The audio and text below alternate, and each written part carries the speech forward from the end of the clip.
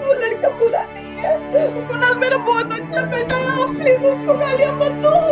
उसका फोन, उसको कुछ नहीं चाहिए, उसको सिर्फ उसके माँ बाप चाहिए। वो बहुत अच्छा बेटा था, होशियार था। आईफोन को लेकर भी ये जो खबर है इसमें कई सारे दावे किए जा रहे थे। आपके जीजू क्या करते थे और आर्थिक परिस्थिति कैसी थी उनकी? देखो, मेरे जीजू ड्राइवर थे, ये मानते हैं, बट उनका बैकग्राउंड गरीब नहीं था। वो अच्छे खासे घर से आते थे, उनके पास खेती थी, खेती का पैसा आता था उनको। सेकंड, वो जो आईफोन है, आजकल आईफोन काफ़ी सस्ते हैं, सेकंड हैंड है सर।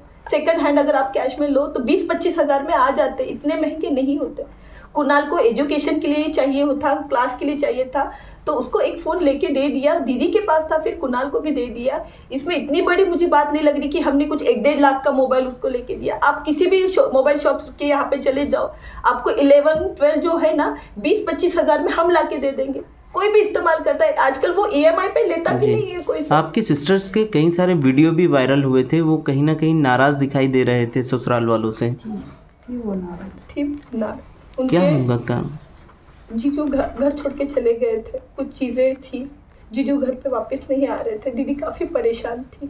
ये सब मैटर जो था वो काफ़ी बढ़ चुका था, उनके इसमें कम्युनिकेशन नहीं हो रहा था, मिसअंडरस्टैंडिंग काफ़ी बढ़ गई थी।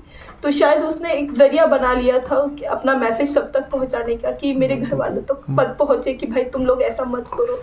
ये उनका जो ये जीवन था वो कुछ 1-2 साल का शादी नहीं था, वो 22-23 साल की शादी थी, जिसमें उसका अभी सेकंड बच्चा अगर 18 साल का है तो पहला कितने साल का होता, आज 21 साल का तो वो होता ही था। वो इतना तो हक अपने ससुराल वालों से, अपने पति से रखती कि अगर वो उसको कुछ चीज़ें पसंद नहीं हो तो वो बोलेगी, क्यों ना बोले। ये हर औरत का हक भी है अपनी बात बताने का। उसने सोशल मीडिया अपनाया क्योंकि किसी से उसकी बात हो नहीं पा रही थी जी। कुछ ज़मीन का भी विवाद था इस मामले में? सर वो चीज़ें मुझे पता है, बट मैं तब काफ़ी छोटी थी। मेरी इस बारे में मेरे पापा, मेरी मम्मी, मेरी जो बड़ी बहन है वो ज़्यादा बता पाएंगे। ये बताइए कि सुनने में ऐसा भी आया है कि कुणाल सिर्फ डराने के लिए वहाँ गया था और वो एक हादसा हुआ जिसमें वो धक्का लगा। यानी जो 3 सुसाइड बताए जा रहे हैं वो सुसाइड ना हो कि सिर्फ एक सुसाइड है और वो धक्के में एक्सीडेंटली हो गया। क्या लगता है आपको? कुणाल सुसाइड करना चाहता था, वो सिर्फ अपने पापा को शायद लाना चाहता था कि मेरे पापा इमोशनल हो जाए, मेरे पास आ गए। क्योंकि 5-6 दिन पहले उनकी फ़ोन पे बात हुई थी, तब जीजू ने, कुणाल ने उसको बोला था, ये मेरी दीदी के वर्ड्स नहीं थे कि आपको वो चाहिए, मैं चाहिए, ये कुणाल के थे। पापा आप मुझे छोड़ के कैसे जा सकते हो, आप मेरे पास आ जाओ। तो जीजू ने बोला कि मेरे माँ बाप, मेरी बहन, अभी ये सबको समझ में आता है, बट वो छोटा बच्चा है, वो शायद ये चीज़ें नहीं समझ पा रहा था। उसको समझाने का एक तरीका अलग हम ले सकते थे, बट उनमें मिसअंडरस्टैंडिंग बढ़ती गई।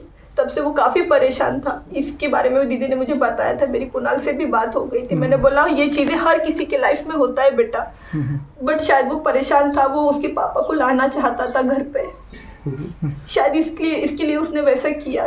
इसके बारे में मुझे ज़्यादा पता नहीं, बट हमारी जितनी बातें चल रही थी वैसा कुछ उसने बोला नहीं, कुछ करने का मुझे ऐसा लगा नहीं था।